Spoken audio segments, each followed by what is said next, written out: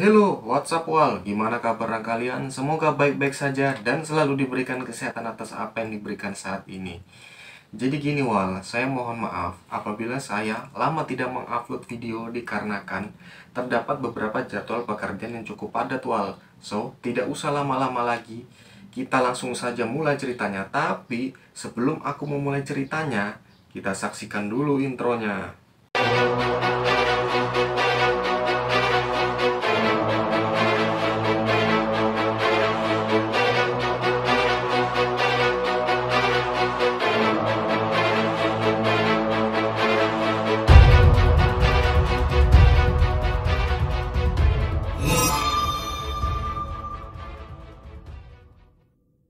Mungkin dalam suatu ideologi atau gagasan wal, semua terkadang yang tidak berjalan sesuai aturan bisa jadi pemicu antara beberapa pihak yang terlibat.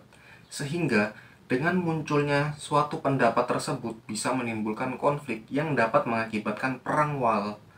Dan apabila kita mundur ke belakang, mungkin masih kita ingat wal, dampak pengaruhnya setelah Perang Dunia Kedua berakhir, seperti kacaunya keseimbangan perekonomian, dan yang kita kenal saat ini ialah persaingan antara Amerika Serikat dan Uni Soviet saat itu yang mengakibatkan beberapa negara terpecah seperti Korea Utara dan Korea Selatan, Vietnam Utara dan Vietnam Selatan, serta Jerman Timur dan Jerman Barat. Dan kita saat ini tahu wal, pasca kekalahan kerajaan Ottoman Turki pada saat Perang Dunia Pertama selama 5 tahun yang berakhir dengan kemenangan pihak aliansi sekutu pada tahun 1914 hingga 1918 mengakibatkan Turki melakukan isolasi wilayah akibat dampak dari kekalahan tersebut wal. Dan ketika Perang Dunia Kedua meletus, Presiden Turki saat itu dipimpin oleh Ismet İnönü. Dia mendoktrin rakyatnya untuk damai di rumah, damai di dunia, yang artinya bahwa tidak melibatkan diri dalam keikutsertaan Perang Dunia Kedua. Dan di sisi lain, pihak Turki mendapat banyak tekanan wal dari blok poros dan sekutu untuk berpihak pada kedua kubu tersebut wal. Suatu ketika, pihak Jerman mengirim Franz von Papen ke Ankara, dan dari pihak sekutu membujuk melewati Perdana Menteri Winston Churchill yang diam-diam bertemu Presiden Turki Ismet İnönü di gerbong kereta dekat Andana pada 30 Januari 1943. Diketahui Turki sebenarnya memiliki hubungan baik wal dengan Jerman maupun Inggris.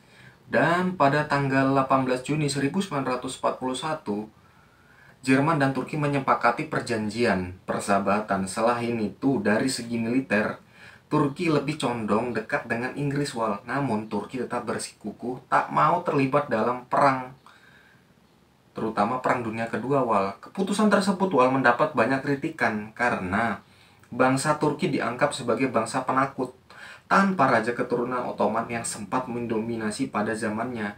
Hingga akhirnya Turki menyatakan menjadi pihak netral yang tidak terlibat satu sama lain wal. Hingga suatu ketika pada tahun 1946, Presiden Truman secara khusus mengirimkan kapal tempur Amerika USS Missouri untuk mengembalikan jenazah duta besar Turki, yaitu Munir Ertegun, yang wafat di kota Washington, yang menandakan hubungan diplomatik antara kedua negara tersebut wal. Bantuan ekonomi dan militer diberikan secara penuh ke Turki wal. Dan puncaknya, pada tanggal 29 Juni 1950, Turki merespon langsung resolusi PBB nomor 83 perihal bantuan Turki untuk militer Korea Selatan wal.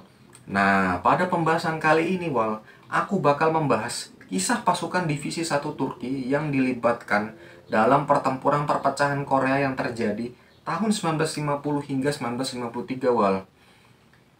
Nah, jadi gini wal, anggota Dewan PBB mengadakan rapat intern saat itu terkait perang saudara Korea yang akan terjadi saat itu dengan dasar untuk menekan pengaruh komunis yang akan mengambil penuh dataran Korea yang saat itu wal.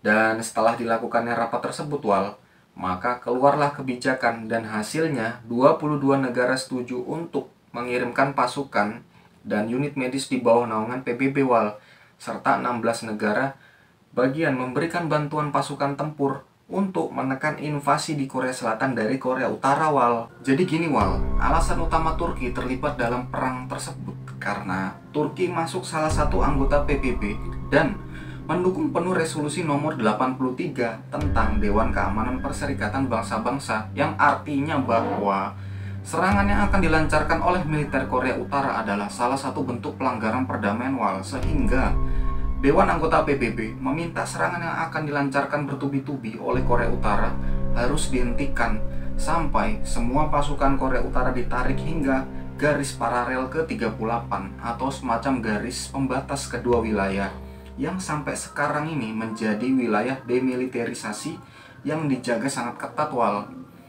Singkat cerita, pada tanggal 17 Oktober 1950, pasukan Brigade Turki tiba pertama di Korea Selatan, Wal, dengan membawa sekitar 5.000 personil yang dipimpin langsung oleh Brigadir Jenderal Tahsin Yazigi.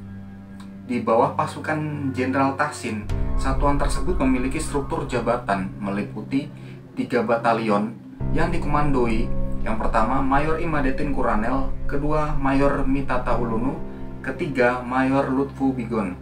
Jadi saat itu, Wal, kedatangan pasukan Turki ke Korea mendapat perhatian penuh dikarenakan untuk pertama kalinya dalam sejarah pasukan Turki terjun langsung di medan perang semenjak Perang Dunia I berakhir, Wal, dan dengan perawakan kumis yang cukup tebal sehingga menambah kegarangan dari pasukan tersebut, Wal.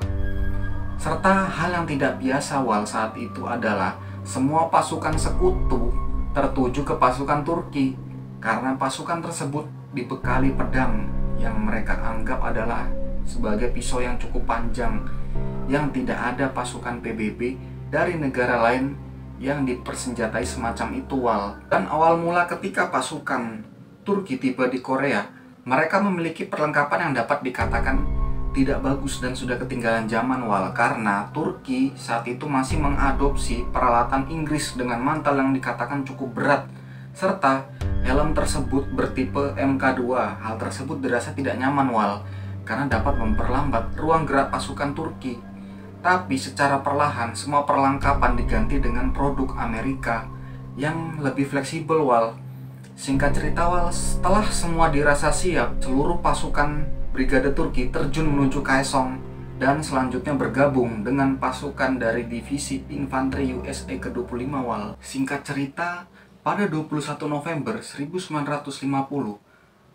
pasukan diperintahkan bergerak melintasi dasar sungai yang dapat dikatakan sangat dingin, Wal, yang diakibatkan serangan cuaca, dan secara terpaksa seluruh prajurit harus mengarungi air setinggi pinggang, Wal, hingga penyeberangan dibatalkan. Dan hasilnya sebanyak 18 prajurit menderita radang dingin yang cukup parah, Wal, hingga terpaksa pergelangan kaki harus diamputasi, Wal. Ya, cukup mengerikan, Wal. Dan setelah insiden tersebut, Wal, pasukan Turki sangat berhati-hati dalam melibatkan pasukannya untuk pertempuran, dan dari sisi pihak intelijen menginformasikan bahwa kekuatan awal dari Korea Utara sekitar 40.100 prajurit menjadi 98.400 prajurit, Wal. Hal tersebut belum dari pasukan tambahan dari prajurit Tiongkok yang terdiri dari 18 divisi infanteri sekitar 180.000 prajurit. Hingga pada tanggal 22 November 1950, pasukan Turki telah tiba melaksanakan tugas dalam menetralisir wilayah Korea Utara. Hasilnya, pasukan tersebut maju, Wal, dan bergabung dengan Divisi 2 Amerika Serikat di sayap kanan sampai menekan mundur pasukan Korea Utara ke belakang sampai akhirnya situasi kembali ke awal, Wal, dengan serangan balik yang dilakukan oleh pasukan Cina. Pada tanggal 26 November 1950, pasukan komunis Cina melakukan serangan balik ke pasukan Divisi 1 dan kedua Amerika Serikat, Wal. Sampai-sampai, Wal, pasukan Korea Selatan saat itu tidak sanggup membendung serangan dari pasukan Cina seperti pergerakan tak terduga karena ratusan ribu pasukan Cina telah bergerak maju dalam melintasi sungai Yalu dan bersiap kembali menginvasi wilayah Korea Utara, hingga pergerakannya pasukan Cina bisa dikatakan cukup sangat hebat Wal, karena posisi dari pasukan tersebut tidak dapat terdeteksi oleh pasukan PBB Wal.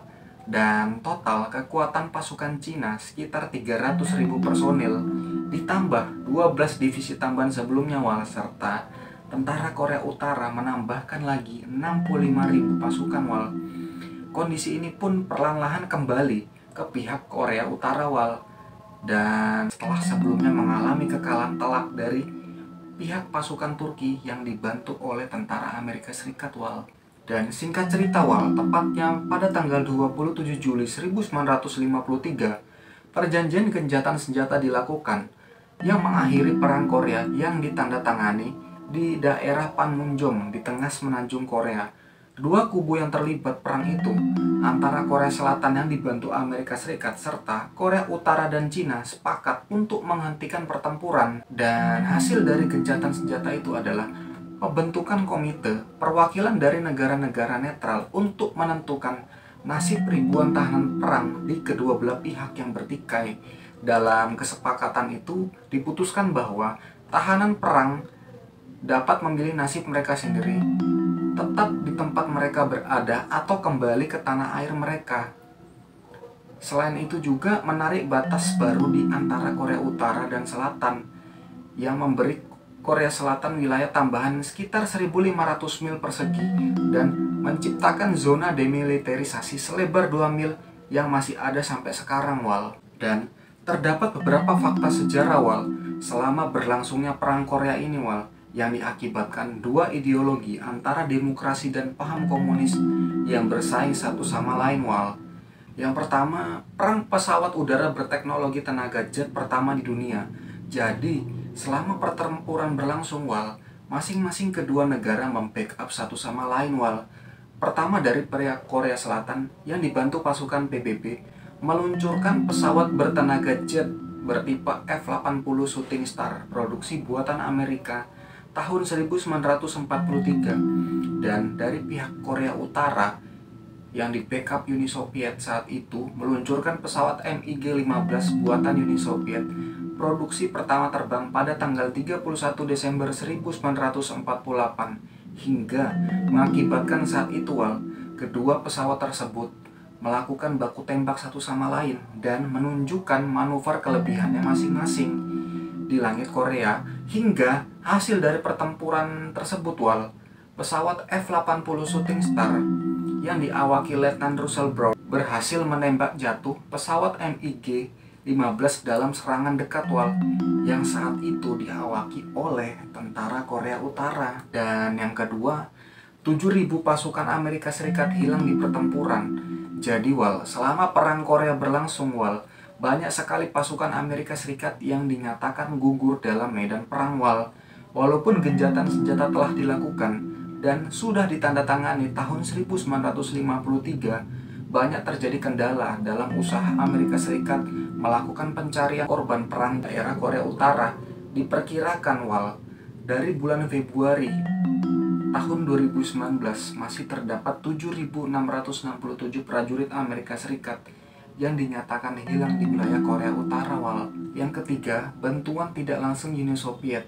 Jadi setelah berakhirnya Perang Dunia Kedua Wal, semenanjung Korea yang dikuasai oleh dua raksasa dunia yaitu Uni Soviet di utara dan Amerika Serikat di selatan mengetahui keinginan rakyat Korea untuk mendirikan negara yang merdeka. Jadi Wal, masing-masing kedua negara adidaya tersebut membantu satu sama lain dengan memberikan sistem ideologi mereka terhadap wilayah yang sudah terbagi dua karena batas area yang dikenal garis paralel 38. Tapi di sisi lain Wal, Uni Soviet tidak secara langsung ikut dalam perang Korea Wal.